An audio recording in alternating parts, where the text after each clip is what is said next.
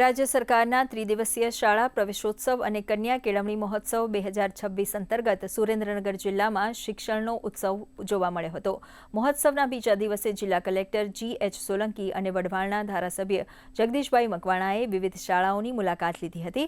મહાનુભાવોએ નવા પ્રવેશ મેળવનાર ભૂલકાઓને તિલક કરી અને પાઠ્યપુસ્તકો અર્પણ કરીને સ્વાગત કર્યું હતું।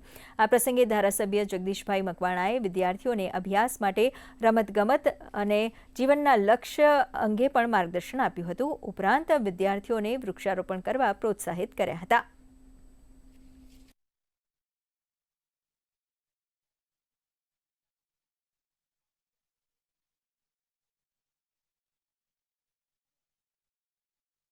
આજે સમગ્ર રાજ્યમાં 3 દિવસ દરમિયાન શાળા પ્રવેશોત્સવનો કાર્યક્રમ ચાલી રહ્યો છે।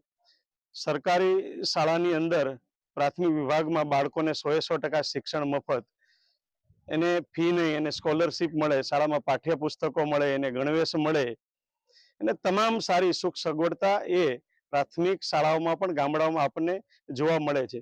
આજે ગામડાઓની શાળા હોય કે શહેરની શાળાઓ હોય, એ સરકારી શાળાની અંદર કોમ્પ્યુટર લેબ હોય છે, વિજ્ઞાન માટેની પ્રયોગશાળાઓ હોય, સ્માર્ટ ક્લાસ હોય છે, એમ અનેક સુવિધા સભર જે LED સ્ક્રીન ઉપર જે બાળકોને ભણાવવામાં આવે છે, આ બધી જ સુવિધાઓ સરકારી શાળામાં સરકાર જ્યારે આપી રહી છે, ત્યારે ગુજરાતનું એક પણ બાળક અભણ ન રહે એ દિશામાં સરકારના અવિરત પ્રયાસો છે।